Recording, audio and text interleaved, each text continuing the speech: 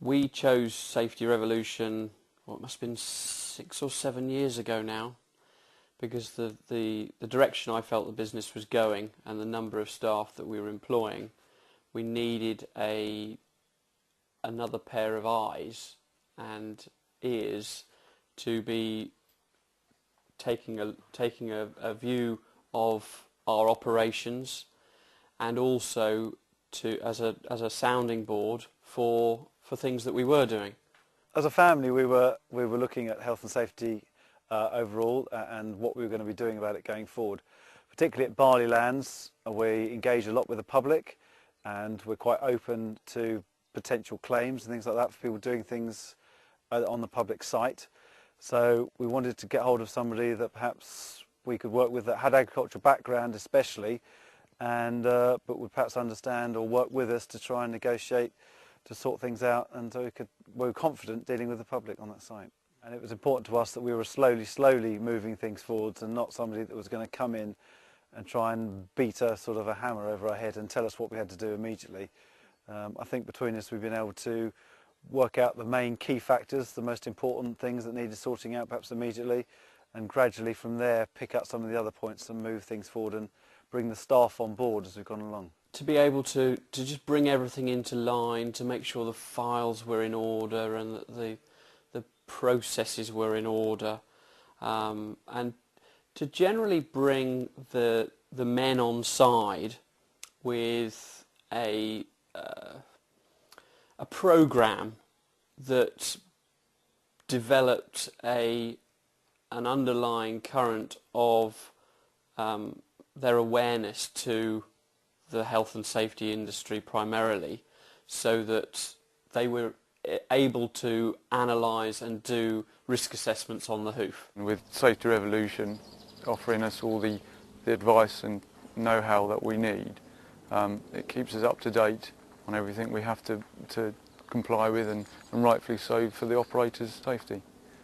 It's been clearly demonstrated over the last 5 or 6 years certainly that people are thinking about what they're doing, they're thinking about the way that they carry out an operation or a job. Years ago perhaps we were a bit loose and a bit blasé about health and safety, and it's something we all perhaps knew about but didn't really give it much consideration. But since Safety Revolution have been sort of helping us out, it is always on the forefront of myself and also the operators, which is actually the best way to be. The operators, if they're thinking about it without me preempting them, then the whole environment is a lot safer, we feel. Working with the staff, we can hopefully get them to take it on board from the start. To take an instance with Jackie, Jackie comes out annually to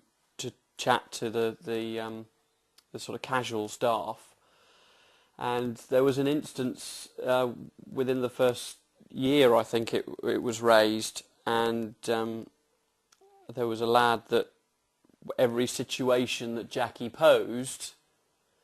he had got a mental block towards health and safety, and it was a case of, oh, well, I can't do that, well, I can't do that. And as Jackie was very able to step in and say, well, actually, are you really much use to Robert at all if you can't do anything? Because effectively, health and safety doesn't preclude you from doing any job. It just means that you have to think about it and go about it in a slightly different way. Which that statement has stuck in my mind, and I say I haven't had it happen again, because the guys know full well that if there's something that they turn around to me and say, well, sorry, I'm not doing that, then sorry, but they're not really for us, because we need people that are going to think and not people that are just questioning all the time. Safety Revolution's approach has to be from a ground up, to include all the staff and get their input and ownership of it, otherwise it won't work. A farm worker would experience an introduction to the words that are unusual for them, that they've maybe not heard before, like risk assessments and training as far as the practicalities of why the Health and Safety at Work Act relates to them and what their part to play would be in that. Maybe an introduction to the regulations that they've heard about that they think they know, they're familiar with, COSH or the lifting regulations, or working at heights, manual handling, those kind of things, put into the context of how they go about their daily routine. And so Safety Revolution wouldn't be coming along with a tick sheet or a clipboard. There would be talking to the staff and encouraging them to come up with ideas of how do you bring this into the business and how do you change the culture within the business to help reduce the risk of accidents, even although maybe accidents have never happened, but to look at what's happening in the rest of agriculture in the country and to target areas like vehicles, falls from heights, COSH, and those kind of things, and to put that into a context that they would understand. If you take Barleylands as an example, where we are interacting with the public every single day, it has brought in a lot of protocols, and we are doing a lot of daily checks now, and a lot of standard procedures are in place, and staff are taking those on board and acting on them regularly. And as a member of the family owning the business, I'm feeling a lot more confident to do with health and safety now. That there's a mentality within the business, within the staff now, that when things have got to be done, they are done and sorted out. If there's an accident report is written up and it's dealt with on that day, and we're getting things in place hopefully to make that easier. It helps, at least I know they're thinking about it, so I don't have to think about that as well on when I'm not around, for example. I know I'm safe in the knowledge that they've had experience and training to carry out all the sort of checks and safety elements they need to.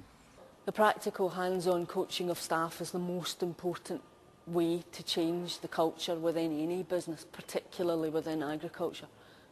Because if the staff don't take ownership and feel that what they're being asked to do is unreasonable or impractical or just ridiculous, they won't do it, they won't take ownership, they'll switch off really quickly and they won't be involved in it. And if you haven't got that ownership and that buy-in, then none of it will work. So the aim at the very beginning is to start to change the culture, is to get staff ownership and get the staff involved in coming up with ideas of how to make working at height safer, how to move around the grain stores in a safer manner, how to get in and out of their tractors safer, thinking about, maybe the gates that they've been opening year upon year, where they have to lift it, and then suddenly they realise, actually, what if we fixed the gate and we didn't have to lift it, we probably wouldn't hurt our backs. Those kind of practical solutions. So it's all about getting the staff to look at it from a different angle, and it's often their involvement that drives the culture change forward. I think it also rubs off on the casual guys that come in.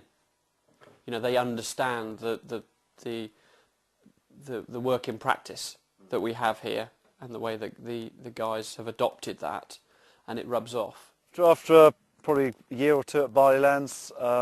it's then been rolled out to the three brothers, myself and my two brothers, Andrew and Stuart. We've taken it on board and we're using it within the farm environment. We don't have to have meetings so often with you on a face-to-face basis, but the same protocols there, and we are introducing it.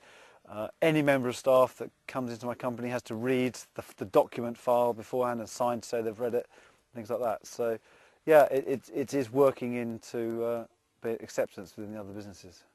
The awareness level has definitely been a reasonably good selling point. If we go to tender to a new farm, it's very good to be able to demonstrate that we have everything in order, and that's certainly been a benefit to me.